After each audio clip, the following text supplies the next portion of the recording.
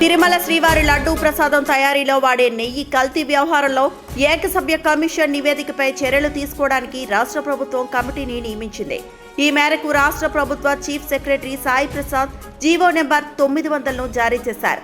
ఏకసభ్య commission నివేదికలో బయటపడిన అంశాలు, సిఫార్సులను వివరంగా అధ్యయనం చేయాలని ప్రభుత్వం ఆదేశించింది. కమిటీ తన నివేదికను వారం రోజుల్లో ప్రభుత్వానికి సమర్పించాలని జీవోలో స్పష్టంగా సూచించింది. ఈ అంశానికి సంబంధించి మరింత సమాచారం మా ప్రతినిధి కుమార్ ఫోన్ ద్వారా అందిస్తారు. ఓకే పార్వతి, తిరుమల శ్రీవారి లడ్డూ ప్రసాదం తయారీలో వాడే కల్తీ నెయ్యి వ్యవహారంలో ఏకసభ్య కమిషన్ నివేదికపై చర్యలు తీసుకోవడానికి రాష్ట్ర ప్రభుత్వం ఒక కమిటీని అయితే నియమించింది. ఈరోజు ఈ కమిటీ నియామకానికి సంబంధించి రాష్ట్ర ప్రభుత్వ chief secretary Sai Prasad 900 number జీవోని అయితే జారీ చేశారు. ఏకసభ్య కమిషన్ నివేదికలో బయటపడిన అంశాలు, సిఫార్సులను వివరంగా అధ్యయనం చేయాలని ఈ జీవోలో అయితే ఆదేశాలు జారీ చేశారు. పాలనాపరంగా అధికారులపై తీసుకోవాల్సిన క్రమశిక్షణ చర్యలు, న్యాయపరంగా ముందుకు వెళ్లాల్సిన అంశాలపై కూడా సూచనలు చేయాలని కమిటీకి ప్రభుత్వం ఒక స్పష్టమైనటువంటి ఆదేశాలు జారీ చేసింది. ఏకసభ్య కమిషన్ నివేదికలోని నిర్ణీత కాల వ్యవధిలో అమలు చేయాల్సిన అంశాలని సూచించాలని ప్రభుత్వం తెలిపింది.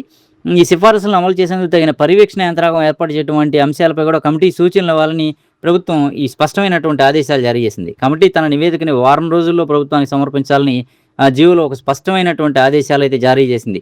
అంటే ఏదైతే కల్తీ నెయ్యి వ్యవహారంలో కల్తీ జరుగుతుందనేటువంటి అంశం ఉందో, సుదీర్ఘకాలంగా దీనిపైనటువంటి విచారణ జరుగుతుందో, దీని మీద ఏకసభ్య కమిషన్ అయితే విచారణ చేసి నివేదిక ఏదైతే సమర్పించిందో, ఆ నివేదిక పైన ఒక కమిటీ అయితే స్పష్టమైనటువంటి ఈ ఏకసభ్య కమిషన్ నివేదికపై చర్యలు తీసుకోవడానికి ఈ కమిటీ స్పష్టమైనటువంటి సూచనలు ఇవ్వాలని చెప్పని ఎవరైతే అధికారులు ఉన్నారో, అధికారులే కావచ్చు, ఇతర న్యాయపరమైన అంశాలే కావచ్చు, అన్నింటిలో కూడా ఏ విధంగా ముందుకెళ్ళాలి, ఏ విధమైనటువంటి చర్యలు తీసుకోవాలి అనేటువంటి అంశాలన్నింటిని కూడా సూచించాలని కమిటీకి స్పష్టమైన ఆదేశాలు అయితే జారీ చేశారు.